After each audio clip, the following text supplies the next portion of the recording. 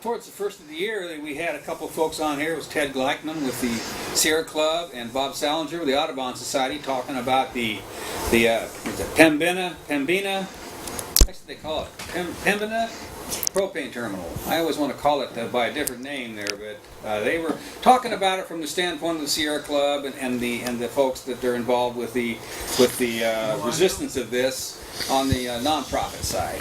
Tonight we're going to have some folks that are going to talk about it from a neighborhood neighborhood association, and Barbara Quinn, columnist for the St. John's Review, who's been following this. So on my immediate right we have Barbara Quinn, who's the columnist of the St. John's Review, and then next to her we have Ron Ebersole, who's a land use chair for an organization called HiNoon, which is also the Hayden Island Neighborhood Network. And then next to him we have Jeff Geisler, who is the chair of that same organization. So we're looking forward to a spirited conversation here tonight. We've got, most of the whole hour to talk about this. So I originally found out about this issue a while back, and a woman from Bonnie McKinley from 350.org, I believe, put the call out and for someone to come on and talk about this. And Barbara stood up and said she'd like to talk about it, and she helped get some other folks to come on. So we'll start out with Barbara. Welcome to the program. Thank you. All right, and so you say you are a columnist with St. John's Review, and you've been writing about this. Neighborhood activist, and I think it's important to note that our neighborhood is becoming, our area, North Portland and Hayden Island, is becoming a bottleneck for these fossil fuel shipments that are coming. The coal and the oil. The coal, the oil, and now the propane, and it is not going unnoticed by the neighbors. I think the community is reacting, and our hope is that we can be listened to as a community. Mm-hmm. Yeah. And then Jeff, you're the chair of this organization. It's called HiNoon? Yeah, it's the Hayden Island Neighborhood Network. It's basically anybody that works or lives on the island. We represent all of those people. Mm-hmm. So. And as a neighborhood network, you folks have been studying this, and you don't believe it's a good idea, I understand. Well, we're kind of at ground zero. Basically, I don't know. I've got a schematic, but you have one that you can show we have later. That brightly colored but graphic they can put up. We have a resident physicist that lives on the island. We have a lot of interesting people that live on the island. A lot of people that are retired. When he got involved in this, he started using different formulas and mapping to figure out that, well, if we're going to have propane tank over there with 22 million, how many gallons? 33 million. No, that's the size of the tank, but it never had more than 22,100,000 gallons in it, is what we were told at the workshop just the other day.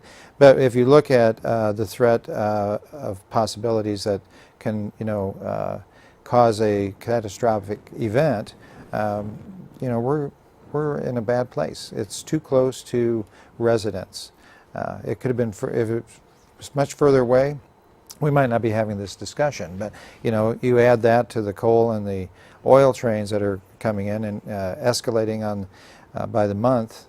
It just doesn't seem like a very good idea at all. And not to mention blowing up and wrecking all over the country. Right.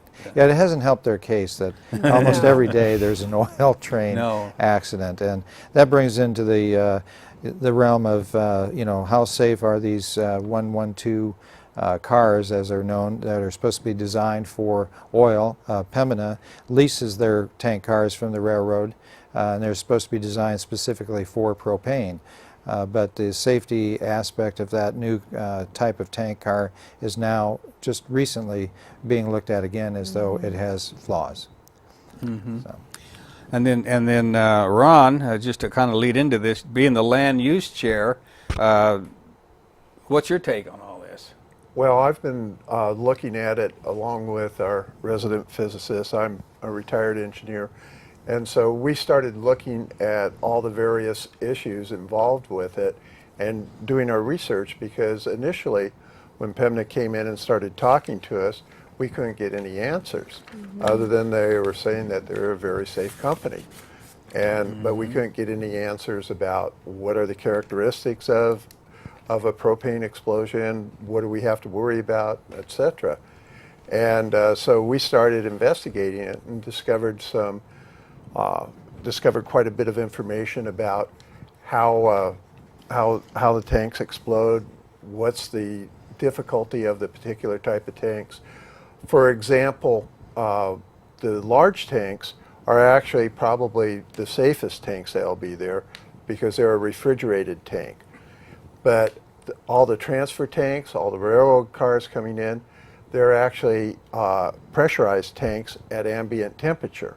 And so they become much more dangerous. And they have certain characteristics, like if they're heated too much or if there's a terrorist attack, something like this, they can go through what's called a BLEVE, which is a boiling liquid expanding vapor explosion, which is a type of very destructive explosion. And now these have occurred at various gas plants around the world. There was one in 2011 in Japan as a result of the earthquake that happened there. And so that one was a multiple tank BLEVE. One of the problems with these is if they explode, then there can be a domino effect, where all the shrapnel from one tank goes to another tank, setting the next tank off. So as a result, it's somewhat unpredictable what can happen. But when one of these explosions happen with multiple tank BLEVE, it's a huge bomb, and it goes outside of what Pembina considers the risk area. I was talking to Barbara earlier today, and you mentioned that aside from other issues where they're not being very forthcoming about, that they aren't being forthcoming with the size of the blast zone? That has been a big concern from the very beginning. All three of us in our communities are in what they call a risk area, a blast zone for this terminal. And we've been trying for months to get information about a simple mathematical formula to tell us where that blast zone is, where the ultimate risk zone is, and the surrounding areas, and we have not been able to get that information from them. So it's really nice that folks out on the island have done a little bit of the math with that and helped us understand. I think it's a fairly good assessment of what the blast zone is. But it's unfortunate that there was this big presentation that Pembina did on Tuesday the 10th, and then they came to my neighborhood association that same night, and they would not disclose anything about the risk zone or what we call the blast zone to the neighbors who appear to be in it. So apparently the idea is it's not our business to worry about your future. I guess that's what it basically amounts to, and I don't know how you guys feel about it, but we're not real happy about it. We actually happened to be at the meeting. You were? Yes, okay. Both of us were at the meeting. We were invited to the meeting along with a couple of people from Class Harbor Floating Home Community, and so we listened to it, and they present information differently, and this is sort of one of the issues. What they consider sort of the outer ring of their risk zone does not get into the neighborhoods. However, it's not a blast zone per se. It doesn't include the multiple tank BLEVE. And so there's a number of situations that are not covered under, and they say because of their safety equipment won't occur. We have a little. There we go. We have a little bit of a disagreement because we look at it as there's at least two things that could produce that. An earthquake, a very heavy earthquake, you can't guarantee how all your safety equipment's going to work during an earthquake. You may design it for a particular size of earthquake, but you're not guaranteed. And we've constantly seen that when you have a large earthquake, there are problems. And on that, just ask Fukushima. Yeah. Exactly. And just to not cut you off, but to let you continue afterwards. But we have a 66-page report. This white paper was done by our resident physicist, and Ron contributed as well as Tim Helzer. But when at the meeting the other day, they're talking about using some of the statistics from the Columbia River crossings. So they have some other standards for seismic from the Columbia River crossings. However, now we're having to look into, well, for what we understand, there's actually a drop-off in the shelf from the Columbia River Crossings Bridge over to Terminal 6. It's much deeper. It could be as much as 1,500 feet of sand. But at the meeting, at the workshop, at the workshop, they're saying that they have, and this is where Pembina does their research. They say that based on this bedrock, it's not bedrock, it's actually a layer of gravel. It's the alluvium gravel from the Missouri floods from centuries and centuries ago. And they say that that's adequate, so that they're going to put in these 36-inch barrel spikes. How many of them I know, I can't remember, but to basically make sure that the biggest tank... Down to about 165 feet is what they're talking about in that range. Yeah. And that keep it in case of an earthquake from the liquefaction letting it going into the river. But we're trying to get a hold of a geologist, Yumei Wang, who has done a most recent study on liquefaction in the area, and from what we understand, that's one of the worst spaces that they could pick for that. So, so their information from Pembina versus what we're finding. And this goes back to what Barbara was saying before, is that we have to keep digging. We have to keep finding the information. You pick a site, your site location should be, the first thing you do is come up with how safe is that site? What is it close to? What are the ramifications of that? Right. We're kind of working backwards. It's like dealing with a checklist that they have versus the system that we have for citing something. And Yumei Wang, in fact, she's from the Oregon Department of Geology with the state. She actually came and did a presentation to the Superfund Advisory, which I belong to, and she said that the tank farms on the riverbank of the Willamette River are incredibly dangerous in any kind of an event, either flood, a major flood, or a major earthquake.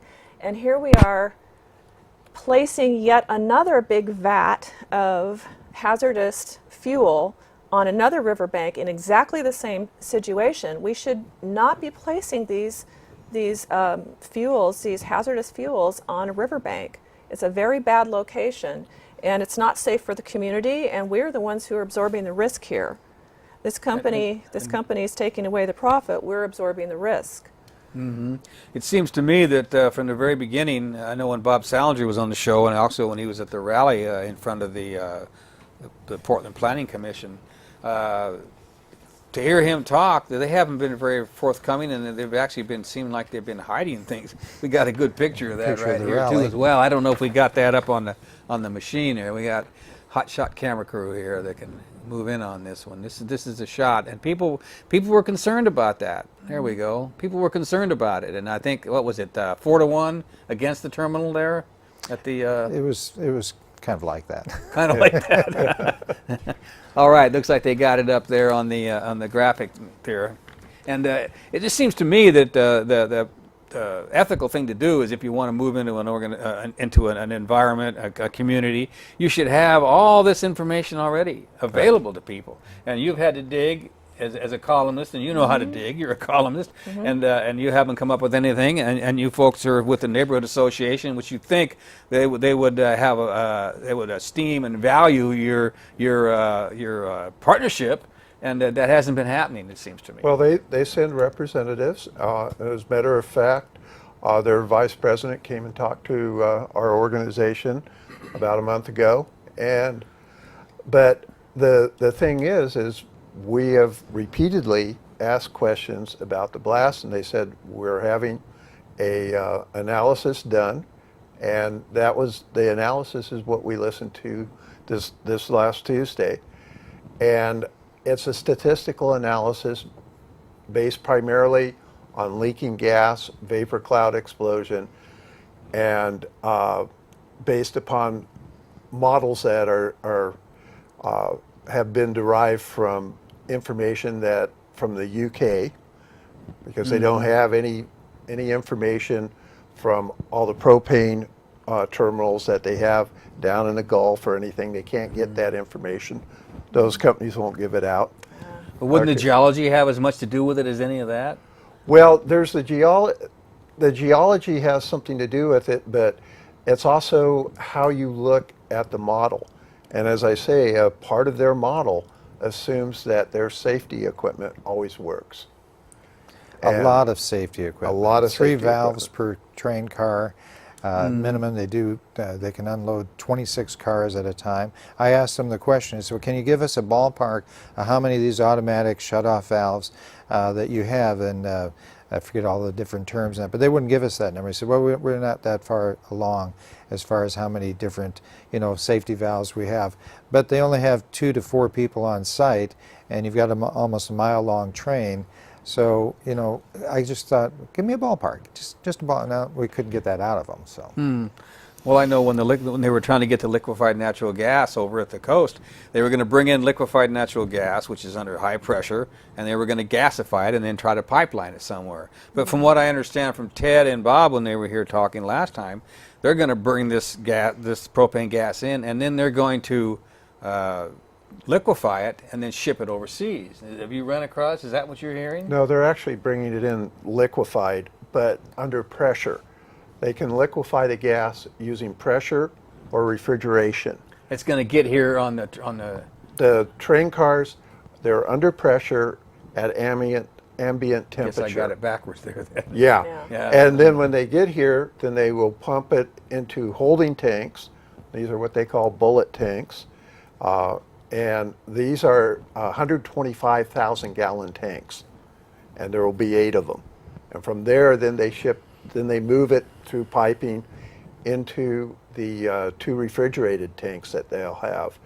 And in the refrigerated tanks, then they have to use a lot of energy to refrigerate it and get it down to, I believe it's minus 44 degrees, That's right. which will maintain it at a liquid at atmospheric pressure. So this is sort of the way in which it comes in. And the propane is at its most dangerous when it's at ambient temperature and under pressure.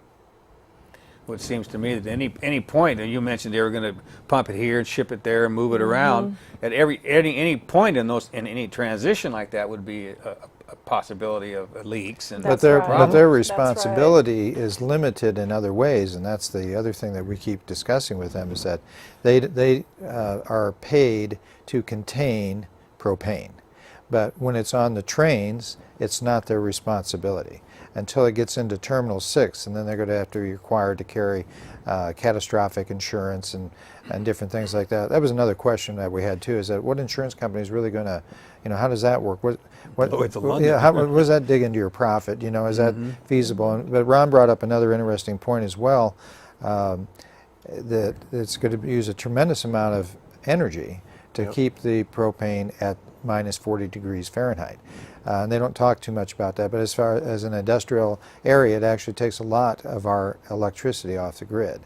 But back to the main point is that probably about 90% of the time they are not going to be responsible for that propane while it's in transit. So whether it's on the trains or it's in the ships. do they own it when it's in the trains? They own the product, but they don't own the cars and they don't own the track. Let's see. So But and they lease the cars. they lease the cars. That's right. And that came up at both the neighborhood associations in St. John's. The same thing. The insurance, a question about insurance came up. How much do you have? And then the other question was, but what about the tracks and the cars and the shipments? How you're giving us a risk assessment for the terminal, but you're not telling us about the transport. And we're Exactly. concerned about the transport. And I think all the neighborhood associations in the area and the community in the area are concerned about the transport too. And we don't have any information about the risk there. So we don't know, they're not doing any risk assessment, as far as I know, the railroad. And then you look at the fact that over on the Vancouver side, and that's the BNSF track, I believe, Union Pacific is on the south, on the Oregon side. But they're expanding the side railings over there to handle a mile-plus train car. So you could end up, theoretically, ending up with a train load full of propane cars sitting next to a mile-long train load full of oil cars. We're really, the amount of fossil fuel that we're going to be surrounded by is another issue, which would take another whole program, because we still don't even have all the numbers. You cannot find, which is probably reasonable, that we don't get a schedule for what's really being transported now. You know, but I sit at the red line every morning and have breakfast practically, and I look across and there's, you know, all these oil cars just sitting there. You know, it's a very frequent thing, and our Senator Wyden made a comment, I think about 2 weeks ago in the paper, and he was sort of, his estimate of how many oil cars are going through the state was quite low from what we already know it has ascended to. So there, you know, how much information is readily available, that's why we keep digging, because every time we turn another page, it's like, oh, I didn't know that. Yeah. I think that possibly, you know, being cynical, that I don't think that maybe they're even clear with the government. The government probably doesn't really even have a clue. Have you run across any of that information? Which government? The Canadian or the U.S.? Well, the government around in this country. In regard to how much That's a good point. how much fossil fuel is being shipped on the rails, I think that Can we believe their numbers? there's a lot of controversy about whether they need to disclose that information, right. and so we don't have a lot of information as as Jeff was saying, we do not have a lot of information about what's being shipped. And one of the things that we should be discussing here too is, do we really want to increase our fossil fuel export? Do we want to increase our movement of fossil fuels and get in the business of being an export facility area for fossil fuels that are being fracked from Canada? I mean, I think that should be a wider community discussion, not just the danger, but what are we doing? Why are we not moving towards clean energy and moving fast? We need to be moving fast toward it. Exactly. This is not an interim fuel. This is a fracked.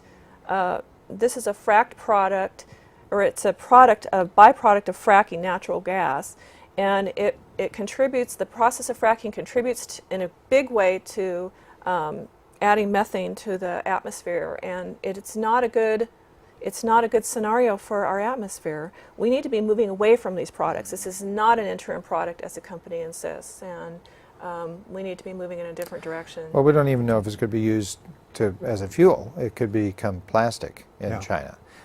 You know, there's no guarantee that this is a transition fuel, as some people like to say it is, because propane burns cleaner than gasoline or diesel. But not clean.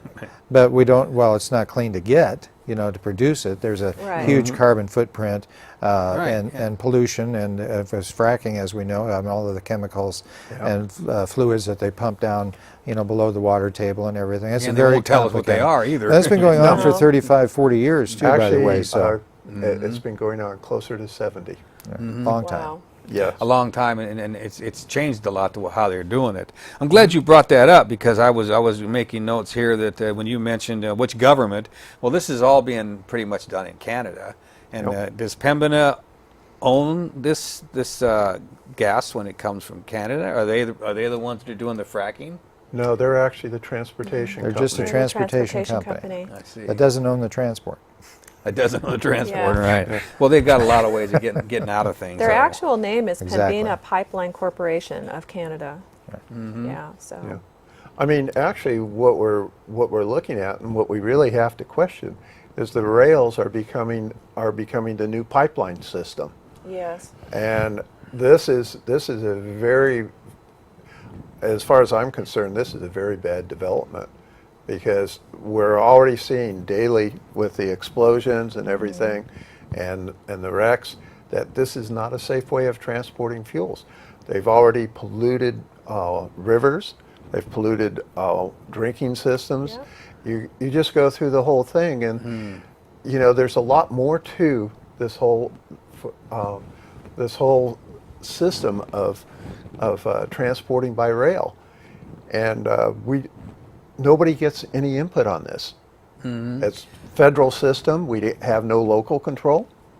Our local control is whether or not we allow Pembina to have their terminal. Well, if it weren't for the environmental overlay on that riverbank, I don't think there would be any question. I don't think there would. It'd be a done deal. It would have been a done deal quite some time ago. Well, that's what Bob Salinger was talking about, is they were trying to do this, you know, very, very much under the radar. But the ran into a mandate, snag. What's that? They ran into that snag. That snag of the Yes, planning they did. commission. Right, because if they run a pipe from the tank to a ship that's waiting at port, that goes over the environmental overlay zone. And so one of the things that they've been after is an amendment to change that. And of course what Bob Salinger points out is, well, if you do that here, how many other places around the country or the state are we going to give up our environmental overlays? So, you know, it's definitely, it could just totally stop the Pembina from locating there completely, but you know, they don't think so. They're very confident of what they're proposing, and yet we're not confident because we have to keep asking questions that we should have had answers for. Well, there's another point to that too, and that is the discussion of the community commons. When we as a community decide that we're going to have an environmental overlay on a riverfront, does a company from Canada have the right to come into our community, make a proposal, and then just have our leaders change it like that? That should not be the way we change environmental overlay zones. That is the wrong way to do it, and I think I've heard Bob Salinger address that too. So this is not an ideal way for us as a community to decide how we want to do business with with companies, and it's not a good idea for us to decide on environmental overlay zones per what an outside foreign company prefers. That's not what we should be about. I don't like the decision-making process on that, and I hope that our leaders do not acquiesce to this. Well, our leaders are trying to move us into free trade agreements that are going to make these local ordinances, or whatever you want to call them, irrelevant, and if we try to implement them, they'll sue us in international courts. And that's called, the most recent one is called the Trans-Pacific Partnership, and they're trying to get that through Congress right now in such a way that they just have to vote up or down, basically, with no discussion. It's called fast track. Yeah. So there would be no point in us discussing any of this. Right. And the community would have no say in this kind of business. And Well, Pembina is in not such a really case- even, they weren't geared up for this. They're, you know, you hate to say that we have a little bit of lip service going on where, you know, yes, we feel like we have a right to raise all these issues, and then in the state of Oregon, we're given that right, but at the same time, it would have, like you said, been fast-tracked if it could have been. And that's one of the things that sort of has riled people up a little bit. It's like, you know, what kind of safeguards do we really have here? I mean, what are we giving away? And that's another thing, is that if you had a catastrophic event, so many things, you know, the shrapnel alone would go all the way downtown Portland and all over, you know, Vancouver, the city of Vancouver. And these are not models that are being accepted by Pembina. And yet we have some pretty good research from our physicists that, you know, yeah, this is real. This is a worst case scenario. I work at an ammunition. Actually, the simulations that are being used are provided by EPA and NOAA, Yeah. and so and are used in research and used within the industry. So the simulations that these models were developed from are real. They're accepted, and what isn't accepted is the fact that we say their safety equipment, that, you know, they're claiming their safety equipment negates some of the situations. And that's where we disagree with them. Well, my main question to this would be, along with Bob Salinger's, where the hell is our city government in all this? Yes. We've asked that. You know, Yes. they should be checking into this, because it's their responsibility to protect the people as well as provide jobs and whatever excuses they're making for that. I actually put that question to the Port of Portland through email and through our representative who attends our HiNoon meetings.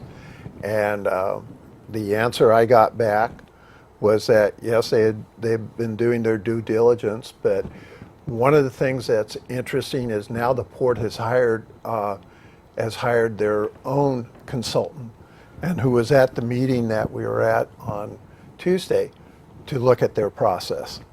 What is the consultant's role? I mean, is this Don't. like All I know is there's a consultant there. They talked about it, and I happen to be sitting next to him. Well, and we caught him as he left with us in the elevator, too.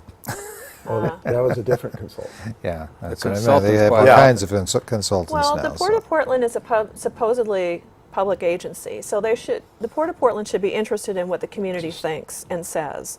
And this came up in both our neighborhood association meetings in St. John's. We asked the company, we said to the company, in both cases, you said, Pembina, that you were not interested in being in Portland if we didn't want you. Is that true?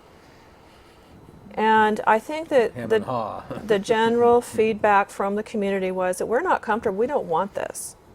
We don't know enough. You're not giving us enough information. We don't know enough. This is not safe. You cannot eliminate risk, and some of us are in the risk zone. Some of us are even in the death zone. And you're not sharing information with us. And we think that if we're being put at risk, that we should be told some information here. And this information is not forthcoming. And you should have some information about it. It just seems to me that you were mentioning the word consultant. I think in a lot of these situations, consultants is just another word for a public relations firm. Just to put a proper spin on things. That's right. And I don't know if that's the case here or not. Well, the reason that we're spending so much time on this now is that it's in the Planning and Sustainability Commission's hands, and we're actually hoping that we can get a resolution that we're happy with through this process, because if they approve it, then it goes to the City Council. And that's when your question earlier is what kind of scares us, because we don't know what the vote would be at the City Council. But all of the, it's just They love the tax money.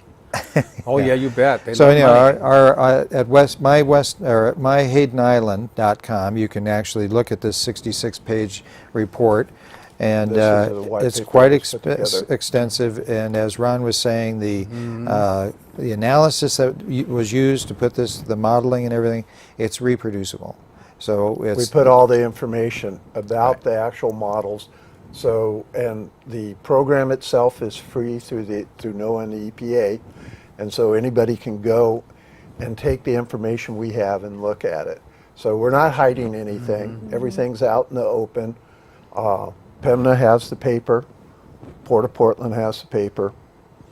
So they're aware of what we're saying and how we see things.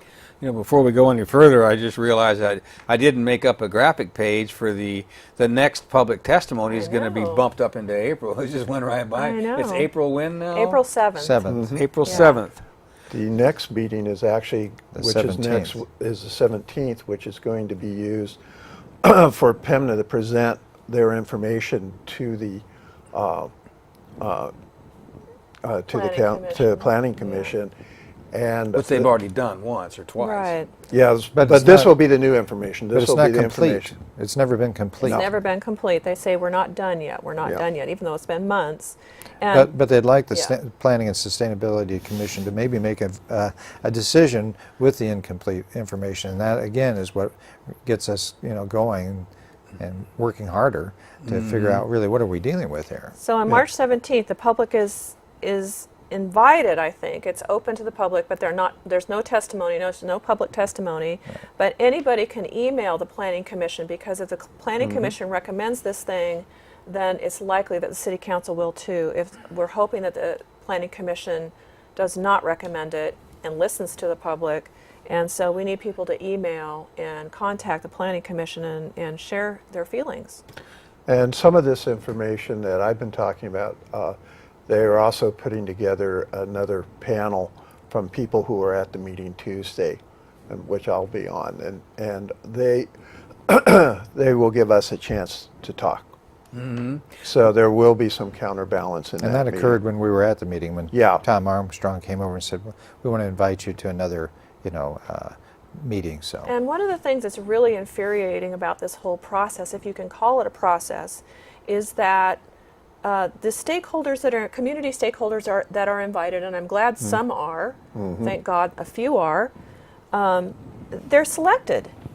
So Friends of Cathedral Park Neighborhood Associations, which is right within that risk zone, we have an elementary school within that risk zone, has not been invited to participate in community feedback.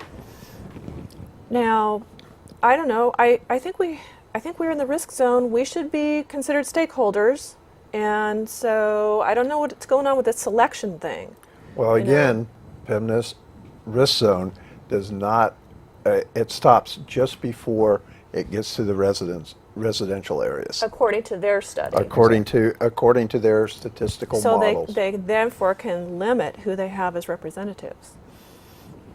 But I'm, as chair for the Neighborhood Association, I go every month to the North Portland Chairs meetings. And we've been sharing this information for several months now. So Yeah, which I appreciate. St. John's and all of the neighborhoods are, it's like, well, they didn't really know about it. But, we found out, I don't know, how did we find out? By the news media? Yeah. Yeah. That they were actually coming in. And then within a month, we had their first representative come in to one of our monthly meetings. And as it turned out, he didn't know anything. And but he was a nice enough guy. He'll just, He'd disagree with that. But they didn't have any information for us. And I mean, it's been a constant slog. In fact, at the first meeting with the Sustainability Commission, the commissioners were just asking directly about blast zones and everything, and never got an answer. But this was prepared for us. I mean, they had this when they came to the very first meeting. This is their sort propaganda. And so they've been working on this for quite some time, and that's what we also realized, that we're way behind the curve. Well, the question I would ask is, how long have they been working on this for quite some time with the city council? Yeah. Don't know. That's my question, Yeah. because as you say, if the planning commission okays this, well, it's not a question of whether they're going to, the city council is going to okay it, because they've been working behind the scenes to do this, and they wouldn't have even had these public input meetings if it wouldn't have been for that one pipeline you mentioned, right? Yeah, Yeah. exactly. I want to make sure I get Yeah. that right. There's really, this is one of the problems, because I've asked them several times, where in the process does the public get a chance to input? And this is really the only place we have a chance to stop it. There's a few places where we'll have the ability to put in some input, but no real influence on decisions. And this is the thing that's so infuriating, is that they can come in and work with the Port of Portland, which is a state agency. Port of Portland's sort of a misnomer. It's actually a state agency.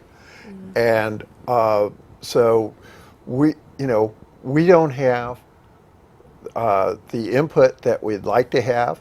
We don't have any discussion of or consideration of what type of business does the port want, or does Portland want. And for example, the container port, that's a great thing, okay? That allows people to ship things out. We actually support the port wholeheartedly with that, because it helps all the local businesses. But a propane terminal, how does that help us locally? What does that really do for us? Yes, it has some jobs, and yes, you get taxes, but it's a product that's shipped on that goes against the beliefs of a lot of the people in the Portland area. And where does the majority of the money go? Back to Canada. That's right. And the pollution is going to come from the Asian areas this way, That's right. because of the carbon. It's going to join what's already coming. Well, yeah, I mean, it's going to add to it. Let's put it. Yeah. Let's There's put a it lot that of there's way. a lot of circumstantial events that are going on around, besides the rail cars that seem to be having an accident almost every day now. But you look at the fact that Hanjin is pulled out of the port. We had this discussion last night at the end of our meeting. They actually have pulled out. It's not a question that they are going to. They did. So now we have a Terminal 6 that is going to lose all of the container business unless the port, and then we were just told they've hired some administrators and some people who are well versed in the container industry to try to find another company to come in and run that. Even though they have a 25-year contract with ICST, I'll get that wrong. Something like that. But at any rate, so now they're looking at Terminal 6, and even Bill Wyatt, the outgoing administrator for the Port of Portland, has said that, well, it's only 15-20% of the port's total business, Terminal 6. It's a questionable location, it's not a good location in our opinion for a propane facility, and is it even actually be functioning here in the near future? Plus, if the Saudi Arabians keep lowering the price of gas, is fracking up in Canada, are the tar sands going to be profitable? If you look at the whole picture, it's like we said at the very first meeting with the planning and sustainability, because of the environmental overlay that kept the pipe from going, I said, what's the rush? Why don't you slow down here? Thank goodness we have this restriction in place. And I think they heard that. I want to kind of rehash this a little bit. You say on the 17th, which is coming up quick, there's going to be a meeting where they're going to bring their dog and pony show, those are my words, and there's going to be no comment allowed. And then April 7th at the Planning and Sustainability building downtown, they're going to have a meeting. Testimony. They'll have public testimony, and you can sign up to have public testimony, and you can hand in your testimony in paper. But you can also, as you were saying, you can also be emailing your testimony right now. You can, yeah. As a matter of fact, people need to email their testimony. The public testimony is probably only going to be 2-minute slots. You can't say much in 2 minutes. And if you're going to do the public testimony, you're much better off getting your testimony in by email ahead of time and then just emphasizing it when you actually get up and talk. So they have more time. They have more time to read it that way too, as well. Exactly, and they do go through the testimony. They do read it. You have to give them credit. The Portland Sustainability Commission is just overwhelmed with all this information, and this is on top of the fact that they're trying to do the 25-year comp plan. So. It came right in the middle. Well, you know that sometimes they just make decisions when they're too busy, and they don't make the right one. And thanks to good folks like you that you're badgering them and dogging them and making them writing articles and trying to bring the public into it, because if it isn't going to be stopped unless the public stands up. That's true, but absolutely. I think a lot of the commission members expressed some of the same doubts and issues that the community did too. I think they asked a lot of really good questions to which they got very limited answers. So now they know how to wheel and deal their dog and pony show to answer them questions in such a way, but not tell them anything. Now, because we've gone through several iterations with the Sustainability Commission, because of West Hayden Island and because of our testimony in the 25-year plan. And we found that the commission definitely does listen, and they do ask a lot of good questions. I think Salinger, when he was here, Bob, he said that, either him or Ted said that there's a couple, 3 folks on there that are really kind of taken aback that this is even being considered. And so how many of them is there? 8? I can't remember the number. I think there's 8 or 9 commissioners on the Sustainability and Planning Commission. There's at least 9. Yeah. And are they appointed, elected? They're not elected, I don't think. I believe they're appointed. Yeah. I believe they're appointed. Who by? The city? I think it is the city. Yeah.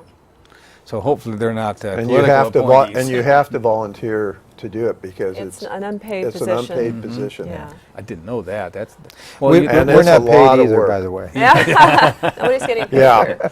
Neither are public access people. I think what the city does is they recommend people, and then they ask, are you interested in doing this? Because it's a huge time commitment. Yeah. And we're down to 15 minutes already, and I'd kind of like to get back if folks want to have other issues you can bring up. But I think, in my mind, the most important thing to me is what Barbara brought up, was about the whole idea is we need to be moving into a sustainable direction, and throw all the money they spend on this.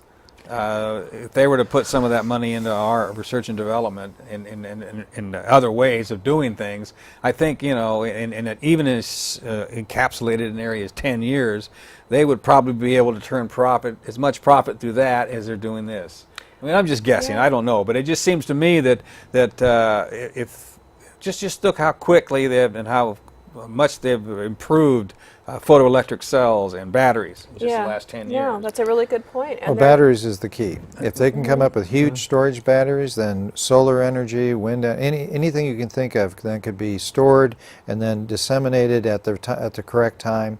That's really where the research needs to be done. MIT, I know they're working on that have been for several years. But that's the research. That's where the money should go. And we know by science that we need to be running, not walking away from fossil fuels. So the fact that our whole community is becoming the bottleneck for these fossil fuel shipments, we have something to say about that. We want the funds to go to researching, and there are models out there that we could be looking at. There's some research that could be done around that, and we need to be moving away as fast as we can if we hope to not destroy things around us. And also, this could happen a whole lot faster if you take away all the petrochemical subsidies. There you go. Which would immediately change the pricing, which I don't like particularly. But however, that would also force, that would make all the sustainable energy much more, equivalent. Yeah. And they could give funding to special breaks to people who are doing research in that area rather than... Our government does make blunders. I mean, ethanol is a good one. Raise the cost of food worldwide, and it ruins gasoline engines. But well, let's look at some successful models. There's successful models out there too, and we need to be looking into that and researching.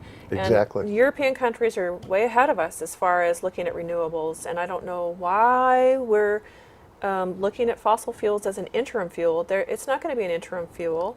It just makes the problem worse. So, well, you know why? I mean, it's because going back to the Bush administration, because Dick Cheney met with all the energy people, and they set up a lot of rules that allowed things to continue as they were, and fracking cannot be sued. Fracking, and that's one of them. And that was Dick Cheney. And something as even as powerful as the Government Accountability Office tried to force Dick Cheney to give some of that information up, and he refused, and they didn't do anything. Yeah, so the power of the energy companies is just about omnipotent. And you can't forget that the fossil fuels got us to this lifestyle. There's no question about it. The abundance of cheap energy got us here. But now that we've gotten to this point, we have this beneficial period where, oh look, we have enough fossil fuel for some time now. Let's do the research. Let's find the models that work. We can relax a little bit because we know we have enough fuel to get us through the next 20, 30 years or so. Maybe we could speed up that process of getting rid of using fossil fuels. But you go back 125 years ago, 150 years ago, nothing was here. We are all farmers and everything. So Native Americans. Yeah, the history is very brief for the fossil fuel industry. Right. And so to get off of it, it's not going to be overnight. But, it's a process that we do need to, I think, hold more dearly than we do. Well, I think that Ron had the right idea on that. If we were to cut the subsidies from the companies that are making billions in profit already and give it to folks that aren't. I mean, it's the same with the farmers. The farmers have to struggle to get a little bit of subsidies, but boy, those subsidies are going to the... You don't even have to give it to them, okay? Just the fact that the equalization of pricing will make them practical. That would do it, yeah. Yeah. So the subsidies, and it's sort of interesting that you get all these petrochemical companies saying that, oh, you can't subsidize solar or anything like that, that's unfair. Well, they always neglect to talk about their own subsidies. It's a frustrating situation to watch. It is, and isn't that how Germany has stepped out way ahead of us in the arena of solar power, is that they actually do offer subsidies for experimentation and research in that area, and they're way ahead of us. And Denmark with wind. I'm thinking 20% of their grids coming from offshore wind turbines. I think it actually may be higher than that. Higher than that now? Yeah. It's intermittent any way you look at it, but it's definitely the way to go. And our grid, everything is in place for us to make changes. But like you say, we have to. You have to give the momentum. Momentum is everything. If you give the research the right momentum, then you go that direction. But we have a lot of industry who does not want that momentum to shift. They want the oil to be the main fuel. Yes. For Then it becomes ever. about our leaders, though. Then it Exactly. becomes about our Yeah. political leaders. And, there you are. And then you have to Or lack question. of leadership. And then you have to question, the common good. We have to talk about the common good. If people in big numbers are not comfortable with these becoming the fossil fuel export center of the West Coast or whatever, then someone's going to have to listen to that. One would hope. One would hope. Well, our mayor certainly should. I would hope so. Well, that's why Hayden Island is just an island. A lot of people don't realize it's not just an exit; it's an island, and we fight these different battles, and we hope to have some wins, and we'll share it. But it's all grassroots anymore. I really feel that neighbor to neighbor, neighborhood to neighborhood, on up is how we actually can get things done.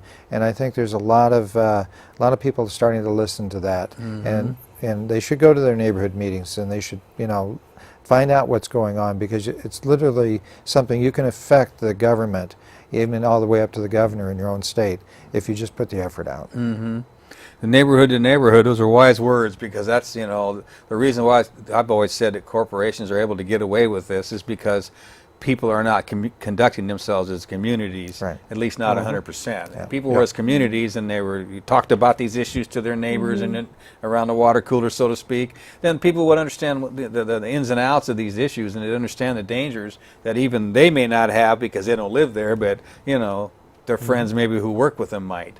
And That's right. that's neighbor to neighbor, community to community. These issues get so large, like I mentioned, the free trade agreements, how that can have an effect on our laws, our environmental laws. But what we're talking about with our leadership is bought and paid for. And, with the Citizens United decision by the Supreme Court and the campaign finance rules that were thrown out. That allows this stuff to be stalled and staying in place and not move down the directions you folks are talking about. Well, actually, that's been going on far back, way before. It's been moving that direction. It's been moving that direction, and they've been working, and it's been happening. And you see that with the whole shift in the wealth.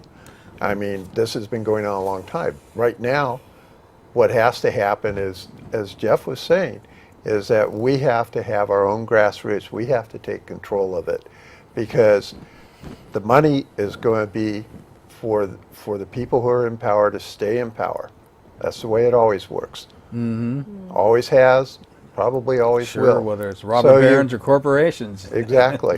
Well, an hour and a half a month is all neighbors need to do to go to their neighborhood association. There's 95 of them in the city of Portland alone. That's right. The machinery is sitting there waiting for input. That's right. And we're always looking for new members. That's right. And it's amazing who does show up.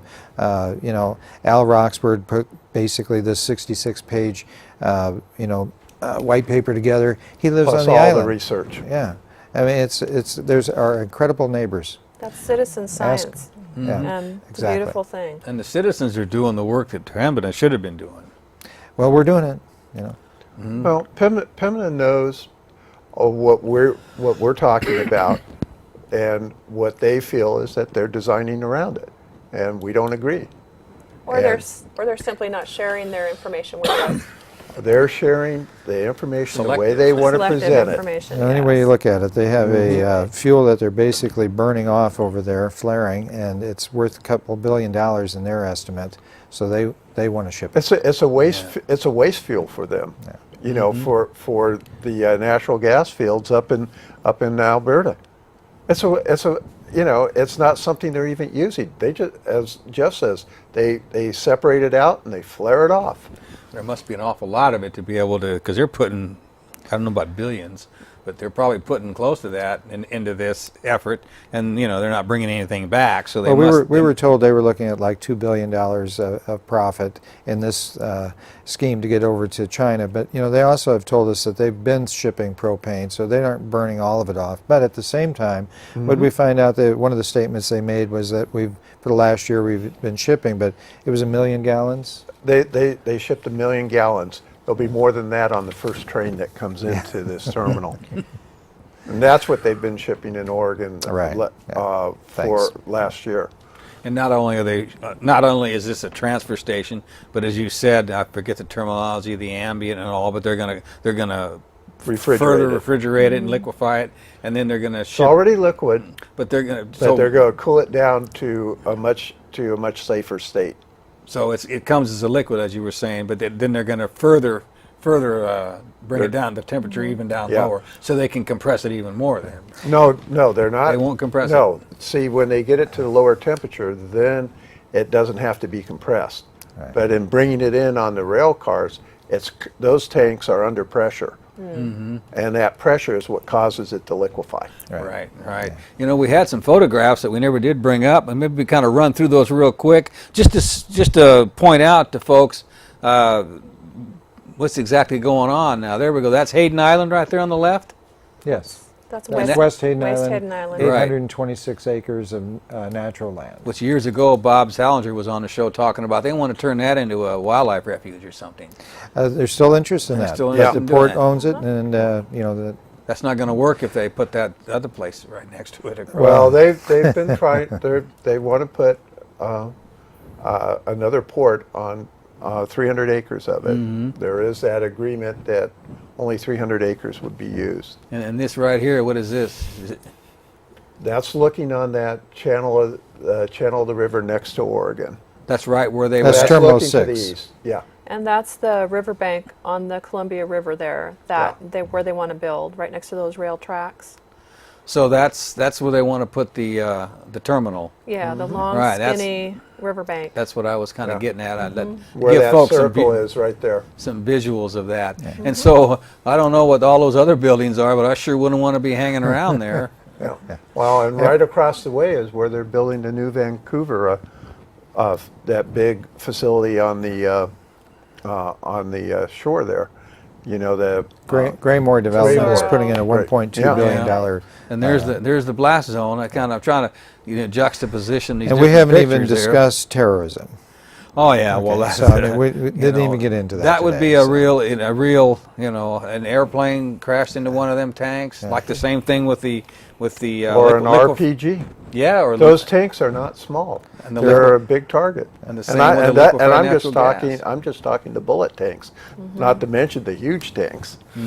So yeah, now that there's an awful lot that that could talked about. Well, we're down to about an hour, a minute and 40 seconds. I guess we should we've covered this pretty well. I'm sure there's a lot we could come up with, but I want to encourage folks that what was that date there? Barbara? It's April 7th, and it's if they can contact the Planning and Sustainability Commission, you can go down to the building. It's at 1900 Southwest 4th. Right near the college there. Right near the Yep. Portland State College, and if you can be there, that's great.